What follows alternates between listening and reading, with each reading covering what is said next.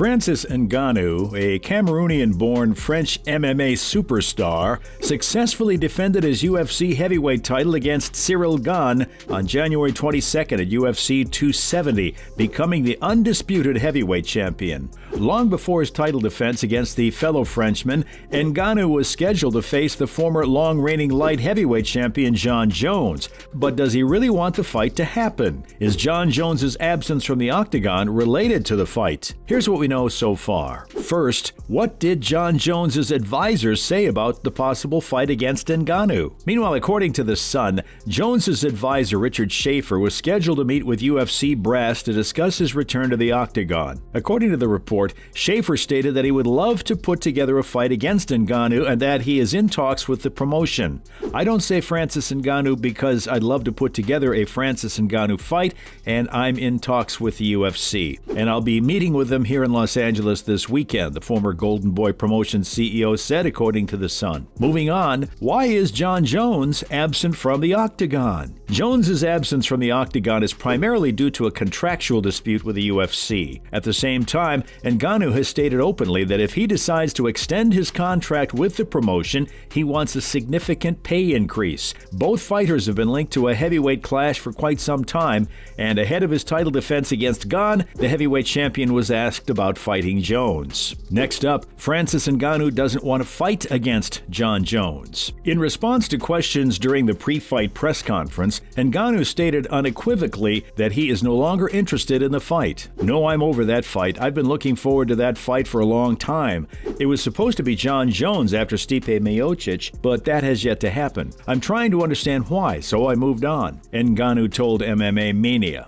Even if both MMA superstars' contracts issues are resolved, a clash between Jones and Ngannou does not appear imminent. During his interview with The Sun, Richard Schaefer stated that Jones is willing to fight whoever wins the heavyweight championship. Jones's comments confirm that the title is more important to him than his fight with Ngannou. This opens the door for Jones to fight for the interim title before the undisputed title fight between Jones and Ngannou. Moving on, Curtis Blaydes is a tougher fighter for Jon Jones than Francis Ngannou, claims Josh Thompson. Former UFC fighter Josh Thompson claims Curtis Blaydes is a more difficult opponent for Jon Jones than Francis Ngannou. Blaydes has been thrust into the spotlight this week following reports that the UFC is planning to book Jones versus Ngannou for UFC 285 next year. Razor is rumored to be a backup fighter in case Bones or the Predator pull out, and many have speculated on the 31-year-old's chances if he faces the light heavyweight GOAT. Thompson stated on the last episode of the Weighing In podcast that Blaydes is a tougher matchup for Jon Jones due to his wrestling, but that being a tougher fight does not make it more dangerous. Curtis Blaydes is the more difficult opponent for me. The tougher fight, not the more dangerous fight. Does that make sense? Curtis Blaydes has more tools and weapons than Ngannou and will give Jon a better wrestling match. Perhaps not much, but he'll make him work. Thompson continued, "I'm trying to say that Curtis Blaydes can wrestle him and stand with him for a short time, but doesn't want to get carried away on his feet. In the heavyweight division, Jon Jones may not have the conditioning that we all believe. He may slow down as he ages and has been off for 3 years." Following that, Michael Bisping isn't sure Jon Jones can beat Francis Ngannou. Although Jon Jones is widely regarded as the GOAT of the light heavyweight division, Michael Bisping is skeptical that he will be successful when he makes his heavyweight debut next year. Jones versus Ngannou is scheduled for UFC 285 in March, but the 35-year-old has never faced a fighter with the KO potential and power of the Predator. The heavyweight champion has won 10 of his 12 UFC fights by KO or TKO and displayed impressive wrestling in his win over Cyril Gane in January.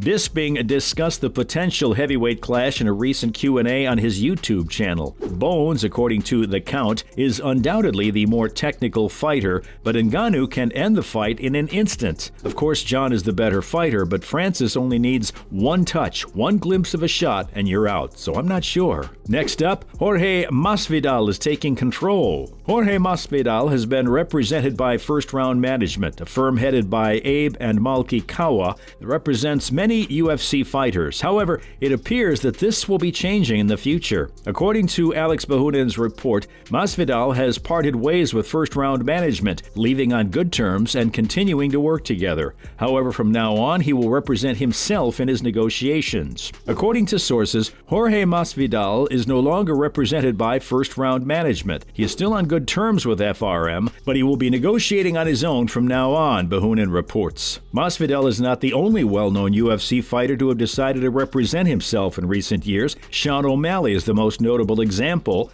claiming that he was getting better deals on his own. It will be interesting to see how this plays out for Gamebred, who hasn't fought since losing a decision to Colby Covington in March, and if other fighters join in on this emerging trend. Moving on, I won't stand for any racism. Celebrities like West and Irving have massive online followings, and Levy says he's had to deal with messages from people influenced by their opinions. Trust me, I've noticed it. I get a lot of lovely DMs all the time. I am Jewish. It's who I am, and it's how I was born. I'm very proud of it, and I'll fight for it. I will fight for my people in the octagon or wherever necessary. I will not tolerate anti-Semitism. I will not tolerate racism in my environment. Don't bully anyone around me or I'll find you. Following a 4-0 amateur record, Levy made his pro MMA debut in 2018. A perfect 5-0 record earned Levy a spot on Contenders Series 2020, where he submitted Shaheen Santana in the third round to secure a UFC contract. The Israeli lost his UFC debut to Rafa Garcia,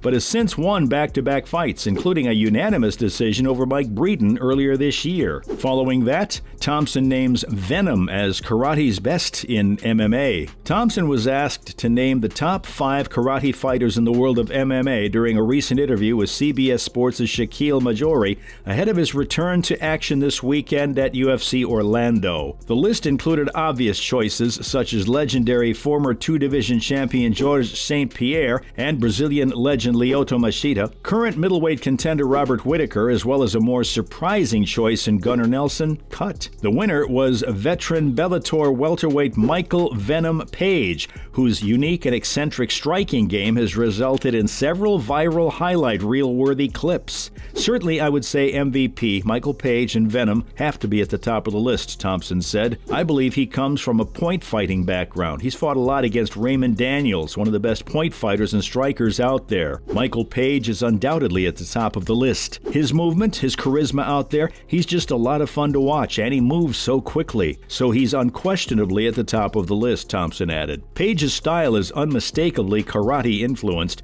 with the man describing it as a mishmash of kung fu, karate, and taekwondo. MVP, like Thompson, controls distance with his wide stance, darting in and out of range with evasive movement and quick footwork. Finally, Conor McGregor settles with Michael Chiesa. As is typical of anything dealing with the legal system in the United States, Michael Chiesa and Conor McGregor had to work through their lawsuit in claims court for several years before settling. However, that day has finally arrived, with reports indicating that the two have reached an agreement 4 years after that fateful day. The initial lawsuit claimed that McGregor's actions caused Chiesa many problems, including negligence, negligent infliction of emotional distress, intentional infliction of emotional distress, assault and battery, and more. The Irishman's lawyer argued that because the bus attack was intended to harm Khabib Nurmagomedov, any injuries caused to others were beyond his control. At one point, a judge dismissed some of Michael Chiesa's claims, but on appeal, a judge ruled that Chiesa's claim of intentional infliction of emotional distress had been improperly dismissed. However, Chiesa would eventually settle with McGregor, reaching an undisclosed agreement with the understanding that the lawsuit would not be pursued again for this matter. In terms of the criminal justice system, McGregor has long since paid the price for his actions, having received community service and court-ordered anger management due to the 2018 incident. With Chiesa's lawsuit now officially behind him, it appears that this wild chapter in UFC history has ended. Well, that marks the end of our video for today. We hope you enjoyed it. And on your way out, make sure to hit that subscribe button for more content like this in the future. Thanks for watching.